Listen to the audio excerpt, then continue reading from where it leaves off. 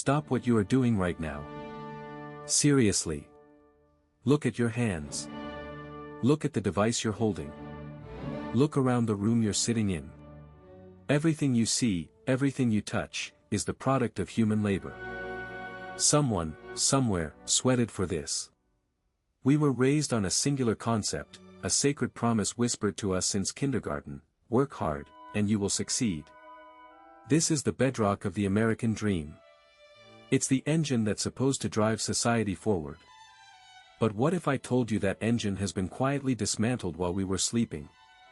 What if I told you that for the vast majority of people watching this video right now, the promise is dead? We are living in a historic anomaly. We are witnessing the birth of a new, terrifying reality, an economy where work no longer saves you. I remember standing on a street corner in my hometown a few years ago. I was talking to a guy I went to high school with. Let's call him Mark. Mark was the epitome of work hard. He was a master electrician, a trade that used to guarantee a solid middle-class life. He had 2 kids, a wife who worked part-time, and he looked broken. He told me he was working 60 hours a week, chasing overtime just to keep the lights on. He was renting a drafty 3-bedroom house that ate up 40% of his take-home pay. He couldn't afford to buy. Every time he saved up a few grand, the market moved 5 times that amount out of his reach. He felt like he was running on a treadmill that was slowly accelerating, and he knew, inevitably, he was going to fall off. Hearing him wasn't just sad, it was illuminating. It shattered something in me. I realized that the math of survival has changed, and it did not change in our favor. We have been gaslit into believing that if we are struggling, it's our fault. But Mark's story isn't an individual failure. It's a systemic verdict. This entire block we are doing on money and traps leads here. This is the ultimate trap, the illusion that sweat equity still counts. It's important you understand this, not because I want you to give up, but because you cannot fight an enemy you refuse to see. The numbers tell a story that the evening news refuses to broadcast. We must look at the data. Let's look at the gap. The single most significant metric defining our generation is the chasm between housing costs and wage growth. In the last 40 years, median home prices in the United States have exploded. Depending on which coast you are on, we are looking at a 300% to 500% increase, inflation adjusted. Now, look at real median wages. They are flat. Since the late 1970s, the real purchasing power of the average American paycheck hasn't moved an inch. But the price of a starter home has outpaced that wage growth not by double, but by 5 to 10 times. We aren't just behind the curve, we are on a completely different planet. Your parents bought their house on a single income from a high school diploma. You are struggling to rent an apartment with a master's degree and a dual-income household. This isn't laziness. This is a deliberate re-engineering of wealth, turning the most basic human need, shelter, into a speculative asset class that is closed to the working class. But maybe you think, I'll just work harder. I'll become too valuable to ignore. That's another ghost you're chasing. The nature of work itself is under assault. While we are agonizing over the next paycheck, a silent army of algorithms is preparing to take it. We've seen this movie before with manufacturing, but the reboot is terrifying. Automatization of low-skill labor is already here. Look at self-checkout lanes. Look at the fast food kiosks. Look at the initial tests of automated trucking fleets. The jobs that used to absorb displaced workers, that provided a basic floor for dignity, are being erased. Capital is replacing labor because capital is a one-time purchase that doesn't ask for vacation time, doesn't need health insurance, and never complains about unsafe conditions. If your job can be defined by a series of repetitive inputs, you are not a worker, you are a placeholder. You are a temporary expense that a board of directors is waiting to optimize out of existence. And here is where the story takes a truly twisted turn, something I see debated endlessly but rarely understood objectively. We have created a bizarre and cruel system that traps people at the bottom. Economists call it the poverty trap, and it is real. In many states, if a single mother on basic assistance takes a minimum wage job, the cost of childcare and transportation, combined with the immediate loss of Medicaid and food stamps, actually makes her poorer. The effective tax rate on her first dollar of earnings is sometimes over 100%. She is mathematically incentivized not to work. This isn't laziness. This is rational economic decision-making within a broken architecture. The system forces a choice: poverty with a safety net, or extreme poverty without one. It doesn't allow for a step up, it only allows for a plunge into the abyss. We blame the individuals, but we built the cage. And what about those who do find work? What kind of work is left? We are told to embrace the freedom of the gig economy. Be your own boss. Work when you want. It sounds liberating. Until you look behind the slick app interface. The gig economy is the culmination of a century-long corporate dream, all of the profit, none of the liability. If you are an Uber driver or a DoorDash courier, you are not an entrepreneur. You are a serf tied not to the land, but to an algorithm that controls your income, your routes, your ratings, and your survival. No health insurance, no retirement matching, no paid leave, no workers' comp if you're injured on the job. Corporate America has successfully shifted all operational risk onto the shoulders of the most vulnerable workers. If your car breaks down, you don't work, and you don't eat. It's an exhausting race to the bottom, designed to squeeze every ounce of energy out of a human being for the lowest possible cost, all while selling them the illusion of flexibility. Flexibility to starve. It begs the question, how did the tax code allow this? Because the system is built by capital, for capital. This is a raw truth that is hard to hear: taxes on labor are fundamentally higher than taxes on capital. If you get up every morning and sweat for 60 hours a week to earn $100,000, your effective tax rate, income tax, FICA, state, local, is staggering.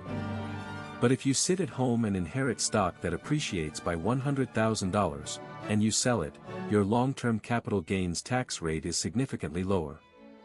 The system penalizes physical or mental effort and rewards static ownership. We are actively taxing the building blocks of society, work, while subsidizing the accretion of generational wealth. This structure makes it mathematically certain that the rich will get richer, and the working class will remain submerged in debt. Sweat equity is taxed at a premium, ownership is taxed at a discount.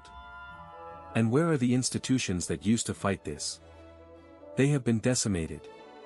The degradation of professional unions is not an accident of history. It was a multi-decade, deliberate political and corporate campaign. In the 1950s, unions were a powerful countervailing force that ensured productivity gains were shared with the workers who created them. If a car company made 20% more cars, workers got a 20% raise. That link is broken.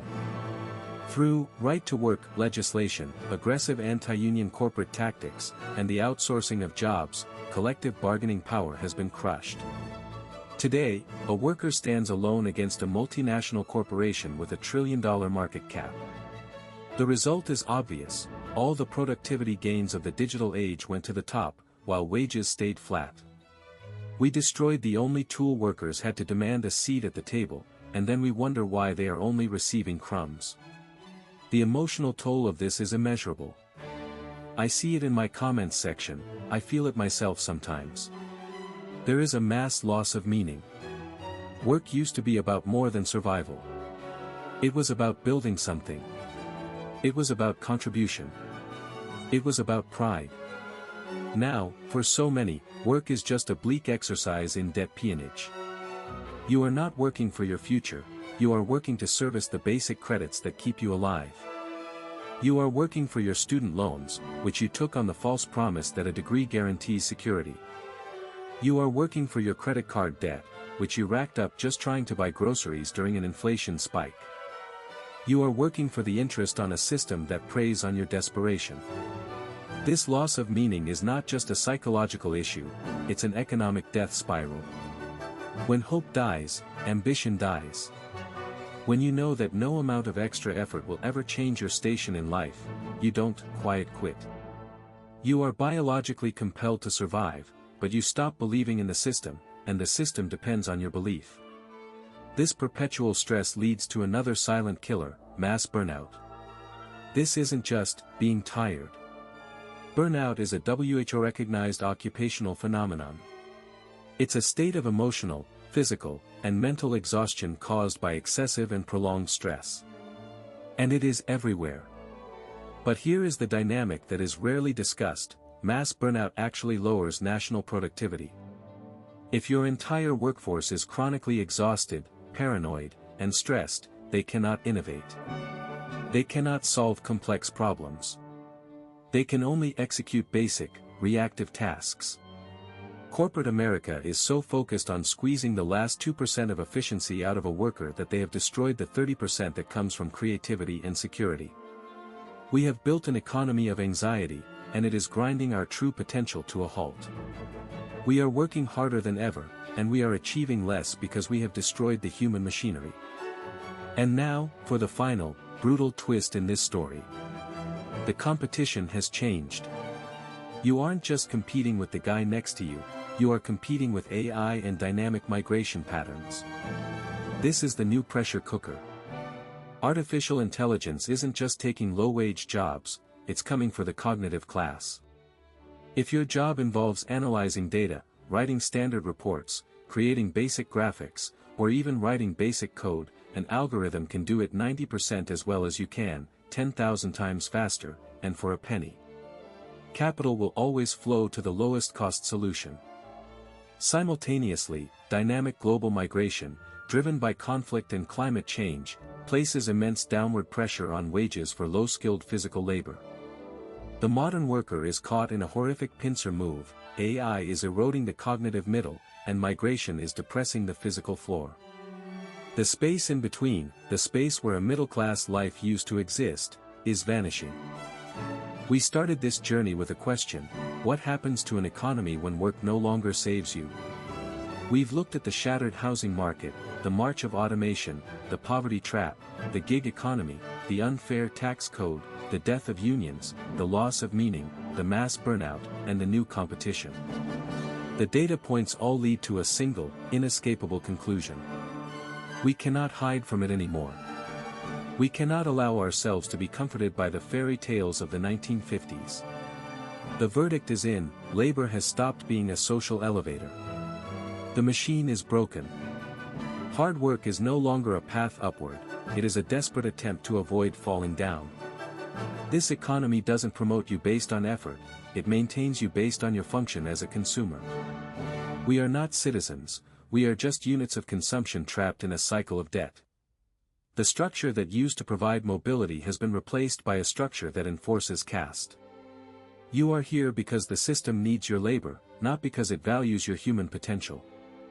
This is the truth that corporate America and your politicians do not want you to understand.